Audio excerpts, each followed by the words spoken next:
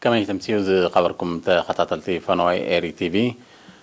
لك ساعة شعت أخيلون لومي سولس إسرام يازيا مشت تدلو زينات وشتن وطعن كان أقرب لكم تدالينا لنا كسب فتصامي سانا خطون بخبر النقدم بيتروس منقس بقندنا تبتات دمان فيلم لومي بستقبر مرمراتات 11 سبات بكورونا فيروس ملكافهم كرغاغص كله شوعت دم حاويم هاجراو تكال حرشاو مرمر 40 شمنتن مرط زري احمل تنفرتاتنا بحارستوت زرغيهم اب زوادو زي تمحدال فتح حمامات نمغتاز تخايدو سرحات وصيتاوين منبارهم تحبيرون بريزيدنت تشاد ادريس دبي كم زموته منغست هاجر افليتون بريزيدنت تشاينا عبلالي محدرا هجراو زمدنا تتقبالنت كم زي بلو غليصون كلولا حوس دسيت كوريا مليسو تجدد كم زغل يمتالو حبريتا كاب منستر تعنا لومي عسرامي ازيا اب موشب ماكلات زواتات سميناو قيح بحري غاش باركا ماكلن عن سبان بستغبره ناي لاباراتور مرمراتات 10 حال زيغاتات بكورونا فيروس ملكافهم ترغاغيصلو نساتم دما شوعته اب محمد زوا سميناو قيح بحري كلته اب تسني زوا غاش باركا حدا اب كرن زوا عن سبا حدا دما اب اسمرات وشيبم صنحيم ازي كمديل كله اب سبيالات زوا ماكل تعقيبهم كنكن كجبر لهم صنح شوعته زيغاتات حاويم تفاني مالهم بز مسرت على لا قطري بكورونا فيروس تلخف زيغاتات كساب لومي 3548 بصحين لهم 3340 حدن كابزيوم حاويم استفانو 10 بمستفادو 297 دما جنا اب سبيالات تعقيبهم زركوبيم منستر تعنا اسرا ميازيا 2021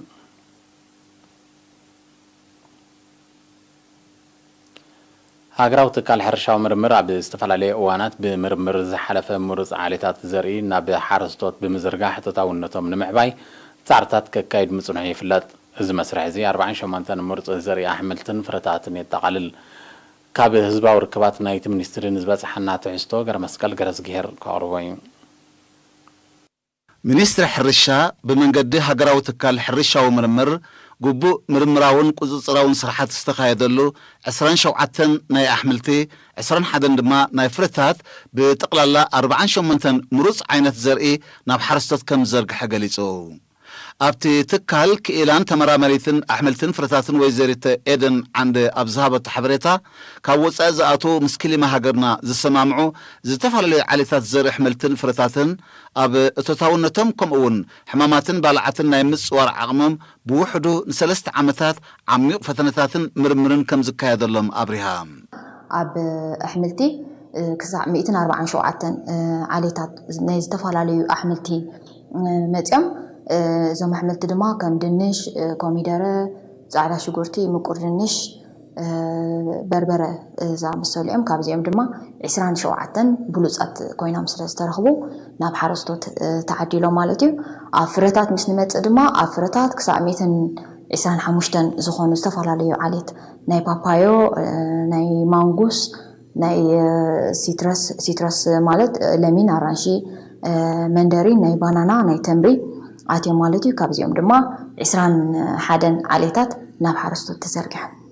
ابز حلفه عمتات بفولي زغلص عوت استمزغبه ابزر دنشينير زبلت ويزرت ايدن وتتاونتو اناتدخمه 130 كونتال كاب هكتار تدريتو صنحه دنشن معباي هاجراو تكال حرشاو مرمر كساب 30 مرص عليتات بمتتتاو صفيح مرمرات دحر مكياد 10 زتمرصو ناب حرستات كم زرغحه كم وصيتو دما اتتاونت دنش بثلاث عصف كم زوسخه حبيرا هاجراو تكال حرشاو مرمر ابزم زحلفو 30 عامتات كابتم قندي بوزحات استغاناصفهم عوتات حدا عبدنش دنش اب ኤርትራ በሰካፍ ደረጃ ይበጽሕ ነይሩ ምክንያቱ እቲ ዝነበረ ድንሽ ካብ ወለድና ተዳኽመ ኸይዱ ዳርጋ አምጥፋ ደረጃ ይበጽሕ ነይሩ ካብ 130 ኩንታል ኣብ ሄክታር ዝሓልፍ እቶት ሆና ይነበረን ነዚ ብምርዳእ ድማ ሃገራዊ ትካል ሕርሻ ምርምር ኣብ ካብ ደገ ብምምጻእ ዝተፈላለዩ ዓሌታት ፈቲኑ ክሳዕ 30 ዝኾኑ ዝተፈላለዩ ዓሌታት ድንሽ ኣብ ዝተፈላለዩ እዋናት ፈቲኑ ካብዚኦም ድማ 10 بولوصات كوينام زترخبو دما اب استفالالي ايوان ناب حارستوت تزرغح مالتيو ካብቶም ኣብ ሓረስቶት ተዘርግሑ ኣብ ሰዓት እዚ ካብቶም ፍትዋ ደሎ ዓሌታት ባረንን ኤሌክትራንዮም ኣብዚ ሰዓት እዚ ድማ ሓደ ሓረስታይ ካብ ሄክታር ክሳዕ 350 ኩንታል ኣብ ሄክታር ከእቱ ክኢሉሎ ማለት እዩ ኣብ ፍረታት ብዝተገብረ ምርምር እውን እትታውነት ናይቲ ኣብ ዞባ ጋሽ ባርካ ሰፊሕ ሸፈነ ዘሎ ባናና ንምዕባይ 6 ዓሌታት ዘርኢ ባናና ከም ዝተኣታተው ካብኦም ድማ ኣዝዮም ብሉፃት ዝኾኑ 2 ናብ ሓረስቶት ከም ዝተዘርግሑን ጽቡቕ ውፅኢት ከም ዝተረኸቡን ኣነፂራ ብተመሳሳሊ እውን ኣብ ፍሩታ ምስ ንመጽእ ባናና ካብቶም ቀንዲ ኣገደስቲ ፍሩታ ኣብ ሃገርና ብብዝሒ ንጥቀመሉ እዩ ባናና ብሰፊሕ ሸፈነ ኣብ ዞባ ጋሽ ባርካ እዩ ዘለዎ ነዚ ምርዳእ ድማ ሃገራዊ ትካል ሕርሻ ምርምር ክሳዕ 6 ዝኾኑ ዝተፈላለዩ ዓሌታት ናይ ባናና ኣብ ዝተፈላለዩ እዋን ፈቲኑ እዩ ኣብ ሰዓት ድማ 2 ብሉፃት ዓሌት ናይ ባናና እዞም ንዕዳጋታትና ዓብሊሎም ዘለዎ ማለት እዩ ግራንድ ናይን ኤንድ ዊልያም ዝበሃሉ ነቲ ዕዳጋታት ብጽቡቕ ወላትናቶም ትሕዝቶ ይኹን ወላትናቶም ገዝፊ ይኹን ዝሕዝዎ ትግንብኦም ይኹን ዝበለጹ ስለ ዝኾኑ ክሳዕ 60,000 እውን ዓዲልና ኣለና ባናና ማለት እዩ ኣብ መወዳእታ ወይዘርቲ ኤደን ገና ኣብ ምርምር ዘሎ ሓጋዝ ዝተሰሚዕ ዓሌት ሽጉርቲ ኣብ ዞባ ጋሽ ባርካ ብዝተኻየደ ፈተነ ተስፉ ውፅኢት ስለ ዝተረኽቦ ኣብ ቀረባ ዓመታት ንኽዝርጋሕ መደብ ከም ዘሎ ገሊጻ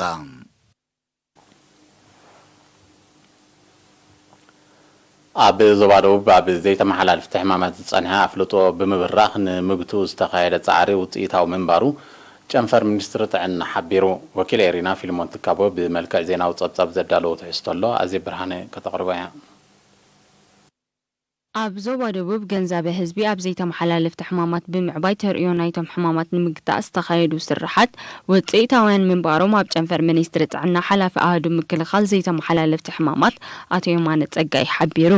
ዘይተመሓላለፍቲ ሕማማት ብፍላይ ከዓ ሽኮርያት ጸቕጥደም ኣዝማ ከምኡውን ሕማማት ዓይንን ልብን ነቶም ቀንዲ ጠንቅታት ብምውጋድን ኣድላይ ሕክምናዊ ክትትል ብምግባርን ሳዕቤናቶም ምክልኻል ከም ዝከኣል ዝገለጸ ኣቶ የማነ ነዚ ንምርግጋጽ ኣብ 2020 ኣብ ኩለን ትካላት ጥዕና ዞባ ህዝቢ ብወለንትኡ ኩነታት ጸቕጥዶሙ ዝፈልጠሉ ነፃ ኣገልግሎት ከም እተኣታተወ ኣብሪሁም እዚ ኣገልግሎት እዚ ካብ 2016 ኣትሒዙ ክሳብ 2020 ኣብ ዘሎ ግዜ ኩለንተን ዘለዋና ትካላት ጥዕና ተን ሆስፒታላት ማእከላት ጥዕና ነዚ ኣገልግሎት እዚ ክህባ ከለዋ እንደገና ኣብተን ዝታሕታ ከዓ ኤንሲዲ ኮርነር ንብሎ ኣሎ ሕጂ እንታይ እዩ ኣብቲ ትካል ጥዕና ዝኾነ ሰብ ዝመፀ ናብ ትካል ጥዕና ሕሙማ ሰኒዩ ዝመፀ ክኸውን ይኽእል ክበፅሕ ዝመፀ ክኸውን ይኽእል ብኻልእ ምክንያት ዝመፀ ፍሉይ ምርመራ ከዓ ንገብር ኢና ሕጂ ኣብዚ ፍሉይ ምርመራ ኣብዚ ግዜ እዚ ኣብዚ ሕና ንገብሮ ናይ ጸቕጢ ደም ኢና ጸቕጢ ደም ኣብ ዝኾነ ኮርነር ናርት ኣብ ዝመንደ ፈረስታ ሪኢኻ እንትኾንካ ኣብ ፀጋ ኣላ ሓንቲ ነርሳ ኣላ ንዝመፁ ሰባት ትዕቅን ጸቕጢ ደም ሕጂ እዚ ኣገልግሎት እዚ ኣብ ነፍሲ ወከፍ ትካል ጥዕና ብነፃ ውሃቢ ምርመራ ይግበር እዩ ማለት እዩ ሕጂ እዚ እንታይ ዝሕግዝ ነቶም ሰባት ጸቕጢ ደም ዘለዎም ከለዎም ክነሶም ግን ዘይፈልጡ ከም ዘለዎም ንኦም ሕጂ ንሶም ከይፈለጡ ከሎ ንሕና ኢና ንፈልጦ ማለት እንተላ መፂ ምርመራ ገይሩ ልዑል ጸቕጢ ደም ከም ዘለዎ ፈሊጥና ተኸታቲልና ጸቕጢ ደም ኣለካ ነይብልና ክንነግሮም ኢና ማለት እዚ ስራሕ እዚ ናይ ብሓቂ ዕውት ዝኾነ ስራሕ ተሰሪሕሉ ኣሎ ኣብዚ ግዜ እዚ 97 ሚእታዊት ናይ ዘለዋና ትካላት ጥዕና ነዚ ኣገልግሎት እዚ ይህባ ኣለዋ ማለት እዩ ሕማም ሽኮር ጸቕጢ ደም ከምኡውን ናይ ኣእምሮ ሕማም ዘለዎም ዜጋታት ነፃ ኣገልግሎት ሕክምናን መድሃኒትን ከም ዝረኽቡ ጠቒሱ ድማ ህዝቢ ንቕሓቱ ብምብራኽ ነቶም ሕማማት ንምክልኻል ተበግሶታት ክወስድ ኣተሓሳሲቡ ብሓፈሻ እቲ ኣገልግሎት ጥዕና ናይ ሃገርና ስማዊ ዝኾነ ክፍሊት ገለ እዩ ዝካየዱ ብፍላይ እዛ ምቁፅፃር ዘይተመሓላለፍቲ ሕማማት ግን ብዙሓት ሕማማት ክነሶም ነፃ ኣገልግሎት እዩ ዝወሃብ ሕጂ ብነፃ ኣገልግሎት ዝወሃብ እዩ ዝፍለጥ ማለት እዩ 13,000 ዝኾኑ ብነፃ ኣገልግሎት ዝወሃቡ ሰባት ኣለውና እዞም 13,000 ዝብሎም ዘለኹ ጸቕጢ ደም ዘለዎም ሽኮርያ ዘለዎም ኣዝማ ዘለዎም ናላቶም ሜንታል ሄልዝ ገለገለ ኣብዚ ከይኣተዉ ከሎ ማለት እዩ ስለዚ እዚኦም ኩሎም 13,000 ሰባት ብነፃ ኣገልግሎት ዝወሃቡ ብነፃ ምክትታል ዝግበረሎም ማለት እዩ መከላኸል ዑረት ሓደ ካብቶም ዓበይቲ ዕማማት ናይ ተኣሃዱ ምዃኖም ዝገለጸ ኣቶ የማነ ኣብ ዝሓለፈ ዓመት ካብ ንኡዞባታት ዓዲ ቀይሕ ሰንዓፈ ሰገነይቲ ጾሮና ማይ ዓይንን ደቀ ምሓርን ንዝመፁ 800 ወገናት ናይ ሓበላን ቅርኒብ ዓይንን መጥባሕቲ ከም እተኻየደ ብምጥቃስ እቲ መደብ ኣብ ዝተረፋ ንኡዞባታት ይቕፅል ከም ዘሎ ኣፍሊጡ ሓደ ዑረት ዓይኒ ምክልኻል ዝብል ካታራክት እቶም ሰባት ክሳብ ዝመፁና ጥራሕ ይፅበን ኢና ሕጂ ምስ ዓወራ ሓደ ሰብ ናይ ግድን ይመፀካ ይዓውራ ኣለኹ ገለ ክብለክም ገለ ከዓ ዘይጥዕሞ ሰብ ኣሎ መብዛሕትኦም ዓበይቲ ገለገለ ሕጂ ንሕና እንታይ ኢና ንገብር ካምፔን ንውድብ ኢና أستات شوعت مئتين سلاسان شمونت زخون سبات ناي حبل عين مالت حتى يرلهم ناي بحكي درجة 95% ناي مرأي استلام تمليس اللهم مالت حبلا ندرن مقيحنا بتزوبا جنينهم كابزر رأي حمامات عين كم زخون بمحبار دما نتهم بستفلا لي مخنياتات نبتكالات عناك متوزي كلو نبعدتاتهم بمخاد أقولقلوت كم زوهاب قليتهم أتو يومانا موداتا بقرب مدهانيتن أتقاقمون زلو حترة مفتاح يسرح كم زلو بمحبار هزبي بسمويان زوهاب حابريتان مقرن أب قبر بمعال نتفترو كتاوت أزخاخيرو عب شانت شعاتة 298 بحانت فارماسي تجمرة أقولقلوت سنسلة فارماسيتات أبزوان زي أب شمونت كتماتات تزرقه برتعوا غاز مسجان أقولقلوت يبهالو وكيل رينا في عميت مسفن زدالو توتعستو سامراوي تلفزيون أبز تفلاليا كتماتا استخفتا سنسلتاوي فارماسيتات برتعوي واغاز مسكن أقلقلوت هيبا كم زلوا أكايد سرحنا يتتكال فارماسي سسفا سلاسيا قدل نيرينا أبزهابو حبريتا قليتو أبش عن جعت 298 حانت فارماسي أبس مراب بمخفاز تجمر سرح أبي كلتشان إسران حرن أو 10 سلسة فارماسيتات كب كم زبلاس تقاسا فارماسي سسفا سلاسي شدش أبس مرا سلسة أبا أوردت بارونتون تسنين زباقاش باركا كلتا أمن دفران عد غيحن زواروب حانتي أبكر زوبا عن سوا حانت دما أباتع زوبا سيميناو إحباري كم زلوا بمحبار قطري تقلقلتون كاب 5 شح نابل علي فرق مليون كم زديبه أفليتون زي حجوان 10 سلسته فارماسي لهنا شدشته أبس مرا كاب قطر حادث قا قطر شدشته سلسته أبقاش باركا أقردت بارونتو تسني كلتا أبقى زوادوب من دفران عد غيهن حانتي أب زوبا عن سوا أب كرن حانتي أب سميناو بحري أم متصوع اللهنا زين 10 سلح دسي كم ندبلنا كنسفحينا قاعد جيجن 10 سلسته بزحنا لنا قاعد شين جعت 298 حنت تريانير هنا حنتي فارماسي إذا حنت فارماسي 5 شح حساب ترينا نونير حجيجن بزين كل فارماسي 550 شح تقلقلتي أقلقلوت نهب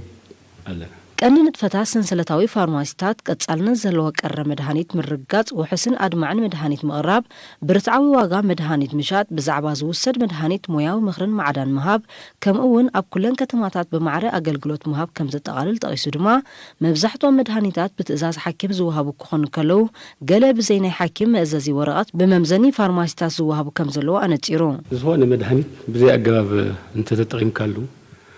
كاب طومو قداتيو زوزح سلازي قلقل تقلقلتي كبت مدهانيت مزيوم تريحبكم نايلوم يقرقرو قنزي جيجايو نابنت مزيلوم نعين مدهانيت تبلا عين قن بزح عينة حمامات يزلو بزح عينة كان عين مدهانيتات يمزلو سلازي أو حكيم قريبهم اتي زد اليوم مدهانيت دا وصلوا لهم بر بعلتهم كوستو أي كبان كمون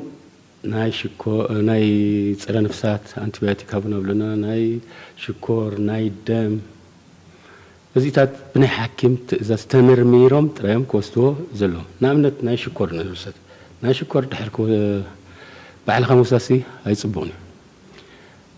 شكور تحركوا ستكون أبسلست ورا خيدو تمر ميرو أمنسي بزح شجري دلو شكر أنا عيني مرمرة قبرالو ناي كليت مرمرة قبرالو أجرو أسلخي هلو مرمرة قبر نزو كله مسرع أي تحكم زلويتا شكر العلاقة تون تحتها خيتون مس مرمرة يو زلو بعلق مساعدين قد أتو كبير أب سنسلتاوي فارماسيتات واغاتات رتعوي سلازخونن نايليتي أقلقلو زهبا سلازلوان تقلقلتي كم زمرتون فارماسي تسفار سلاسي قدل بتوسخ حبيرون تقلقلت ناس عقباتهم سلامتاي تن فارماسيتاتنا كله كفتاتين كلاي قلين فارماسيتات أبطأ هوسبيتال سلازركبا بقللو ترائهم مدانيتهم حزام بدي كولل حزام يخد تازبلنا مود سالسيتي واقع بتعمنا أنا سماوي بخون مقصبي دلومبر بتعمي حصري تي مداني سالسيتي عقبت تهبون كألا ليتا أقل قلت نهبينا نحن ኣብ መወዳእታ ድማ መድሃኒት ብዘይ ኣገባብ እንተተጠቒምካሉ ካብ ጥቕሙ ጉድኣቱ ስለ ዝበዝሕ ተገልገልቲ ከም ናይ ልቢ፣ ሽኮር፣ ደምን ዓይንን ከበድቲ መድሃኒታት ብዘይ ናይ ሓኪም መእዘዚ ወረቐት ክወሃቦም ከም ዘይክእል ክግንዘቡን ብዘይ ናይ ሓኪም ትእዛዝ ክወስድዎ ከም ዘይብሎምን ኣዘኻኺሩ።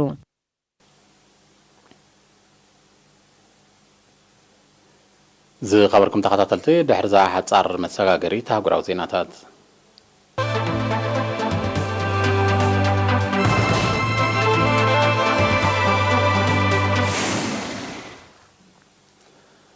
ፕሬዚደንት ጫድ እድሪስ ደቢ ሎሚ 20 ሚያዝያ ከም ዝሞተ መንግስቲ ሃገር ኣብ ዘውፅኦ መግለፂ ኣፍሊጡ። ፕሬዚደንት ደቢ ሰራዊት መንግስቲ አንጻርቲ ኣብ ሰሜናዊ ሸነኽቲ ሃገር ዝተወልዐ ዕጥቃዊ ተቃውሞታት ንዘካይዶ ዘሎ ስርሒታት ኣብ ዝመርሓሉ ዝነበረ ብዝወረዶ መቕሰልቲ ከም ዝሞተ እዩ ኣፈኛ ሰራዊት ሃገር ሓቢሩ። ፕሬዚደንት ደቢ ከም ዝሞተ ዝግለጽ ዘሎ ሰራዊት መንግስቲ ጫድ ነቲ ኣብ ሰሜናዊ ወሰናስንታ ሃገር ዕጥቃዊ ቃልሲ ዘካይድ ዘሎ ብግንባር ንለውጥን ስኒትን ጫድ ዝተሰሚዐ ዕጡቕ ሓይሊ ከም ዝደምሰሶ ትማሊ 19 ሚያዝያ ድሕሪ ምግላጽ እዩ። ፕሬዚደንት እድሪስ ደቢ ኣብ ዝሓለፈ ሳልስቲ ኣብ ዝተኻየደ ፕሬዚደንታዊ ምርጫ ንሻድሻይ ግዜ ብዓብላሊ ድምፂ ከም ተሓወተ ኮሚሽን ምርጫ ሃገር ትማሊ 19 ሚያዝያ ብወግዒ ምግላጹ ይዝከር።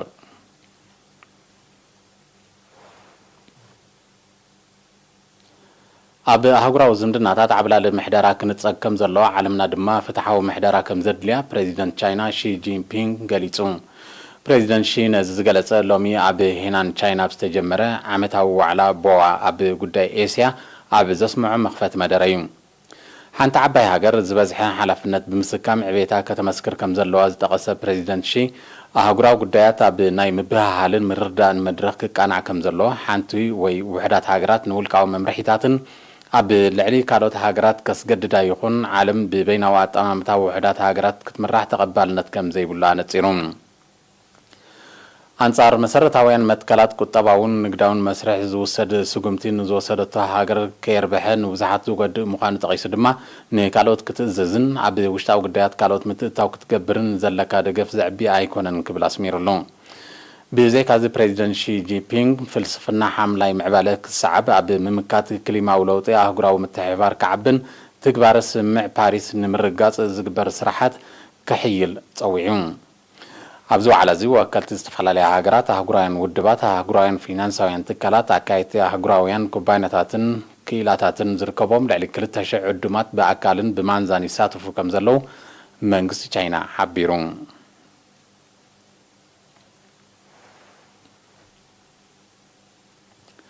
ኣብ መንጎ ሰሜንን ደቡብን ኮርያ ብዝካየድ ዘሎ ውድድር ሸመተን ምምዕባልና ጿር ቅልውላው ሓሲ ደሴት ኮርያ ኣብ ሓፂር እዋን ክዓርፍ ዘሎ ተኽእሎ ጸቢብ ምዃኑ ነቲ ኩነታት ብቐረባ ዝከታተሉ ወገናት ሓቢሮም። ወታደራዊ ዓቕማ ንምድንፋዕ ንዓመታዊ ባጀታ ብዕፅፍታት ትውስኸሉ ዘላ ደቡብ ኮርያ ኣብ ቀረባ እዋን ልዕሊ ፍጥነት ድምፂ ክትውንጨፍ እትኽእል ወታደራዊት ነፋሪት ናይ ምምዕባል መደብ ከም ዘለዎ ኣፍሊጣ። እዛ ኣስታት $8 ቢልዮን ዝዋጋ ዝተራቐቐት ነፋሪት ንዓቕሚ ምክልኻል ደቡብ ኮርያ ኣብ ምዕባይ ተራ ቀሊል ከም ዘይከውን ሰመዚ ምክልኻል ሃገር ኣሚቶም ኣለዉ። ብዘይካዚ ደቡብ ኮርያ ካብ ኣሜሪካ ስቲል ዝተሰሚያ ዘመናውያን ናይ ውግእ ነፈርቲ ንምሽማት መዲባ ከም ዘላ ዝፍለጥ እዩ። እታ ሃገር ካብ ሰሜን ኮርያ ክመፃ ንዝኽእል ተጻብኦታት ንምምካት ብዝብል ምክንያት ኣቐዲማ ሓፂር ርሕቀት ክውንጨፍ ዝኽእል ባሊስቲክ ሚሳይል ከም ዘማዕበለት ዝፍለጥ ኮይኑ ኒክሌሳዊ ኣጽዋር ንምውናን እውን ውጥን ከም ዘለዋ ክትሕበር ጸኒሓ እያ። ወናኒት ኑክሌር ዝኾነት ሰሜን ኮርያ ንወታደራዊ ምዕባለታት ደቡብ ኮርያ ብዕቱብ ትከታተሎ ከም ዘላ ብምሕባር ኒክሌሳዊ ንጥፈታታት ብሰፍሐን ዝተራቐቐን መልክዑ ክትቅጽሎ ከም ዝኾነ ትገልጽ ኣላ። በዚ ድማ ኣብ ሓውሰ ደሴት ኮርያ ዝጸንሐ ወጥሪ ኣብ ዝመጽእ ቀረባ ዓመታት ዝኸፈ ኣንፈት ከይሕዝ ወታደራውያን ተንተንቲ ብኣግኡ ስጋኣቶም ይገልጹ ኣለዉ። ነቲ ቅልውላው ንምህዳእ ኣብ 2018 ኣብ መንጎ ኣሜሪካን ሰሜን ኮርያን ዝተበገሰ ዲፕሎማስያዊ ርክባት ዝጥቀስ ውፅኢት ከየምፀአ ከም ተኸልፈ ኣይርስዓን። ሰሜን ኮርያ ኣብዚ ዓመት እዚ ጥራይ ሓያሎ ፈተነታት ባሊስቲክ ሚሳይል ከም ዘካየደት ጸብጻባት ይሕብሩ።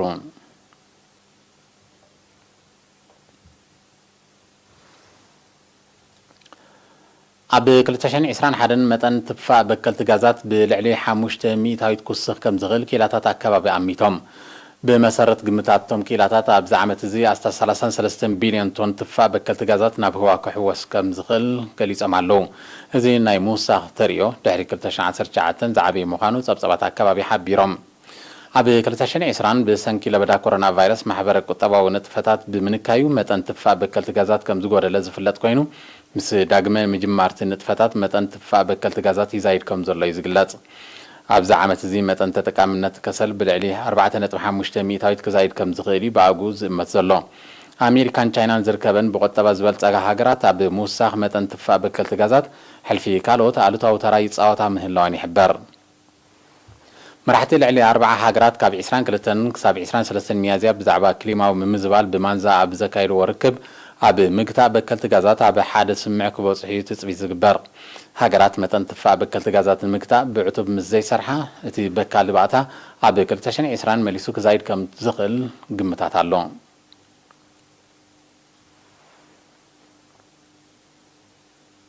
ማእከል ምርምር ጠፈር ኣሜሪካ ናሳ ናብ ፕላኔት ማርስ ዝለኣኻ ንእሽቶ ሄሊኮፕተር ትማል 19 ሚያዝያ ብዓወት ከም ዝዓለበ ተቃሊሑ።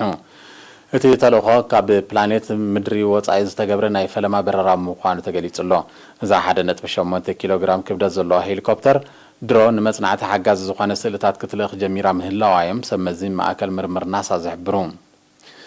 እዚ ሓድሽ ተልእኾ ኣብታ ብቐያሕ ፕላኔት እትልለ ማርስ ክካየድ ዝጸንሐ ምርምር ንቕድሚት ዝደፍእ ምዃኑ ተፈሊጡ። ቻይናን ሕቡራት ኢማራት ዓረብን ኣብ ተመሳሳሊ መጽናዕቲ ዝነጥፋ መንኮርኮራት ናብ ማርስ ልኢኸን ምህላውን ይፍለጥ። እዚ ከምዚ ኢሉ እንከሎ እዚ ናብ ማርስ ዝግበር ዘሎ ተረጋጋሚ ተልእኾታት ዓበይቲ ሃገራት ዓለምና ብሓፈሻ ኣሜሪካን ቻይናን ድማ ብፍላይ ኣብ ጠፈራዊ መዳይ ንዘካይድዎ ዘለዋ ውድድር ዘጉልሕ ምዃኑ ተንተንቲ ይጠቕሱ።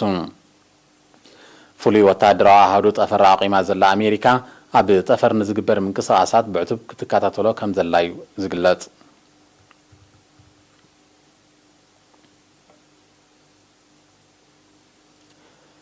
ፊሊፒንስ እጀታ ከም ዘለዋ ኣብ ትምግተሉ ባሕሪ ደቡብ ቻይና መራኸቢ ውግእ ከም ትልእኽ ኣፍሊጣ። ዕላማ እቲ ተልእኾ ላዕላዊ ግዛእታ ንምውሓስን ጸጋታታ ንምክልኻልን ከም ዝኾነ ፕሬዚደንት ሮድሪጎ ዱተርተ ብ19 ሚያዝያ ሓቢሩ። ቻይና ኣብቲ ማያዊ ኣካል ብፍላይ ኣብ ምግፋፍ ዓሳ ተካይዶ ንጥፈታት ካብ ቁፅፅር ወፃኢ እናኾነ ይመጽእ ከም ዘሎ መንግስቲ ፊሊፒንስ ክወቅስ ጸኒሑ። ንክሲ ፊሊፒንስ ክትነጽጎ ዝጸንሐት ቻይና ነዚ ሓድሽ ወታደራዊ ውጥን ኣመልኪታ ዝሃበቶ መግለጺ ዘጊት የለን። ቻይና ዝዓበየ ክፋል ባሕሪ ደቡብ ቻይና እጀታ ምዃኑ ክትሕብር እንከላ እቲ ማያዊ ኣካል ከም ዝብጽሕን ዝምጉታ ከም ፊሊፒንስ ዝኣመሰለ ሃገራት ዞባ ድማ ተቃውሞን ክገልጻ ከም ዝጸንሓ ይግለጽ። ባሕሪ ደቡብ ቻይና ጽዑቕ ንግዳዊ ንጥፈታት ካብ ዝካየደሎም ማያዊ መስመራት ዓለምና እዩ።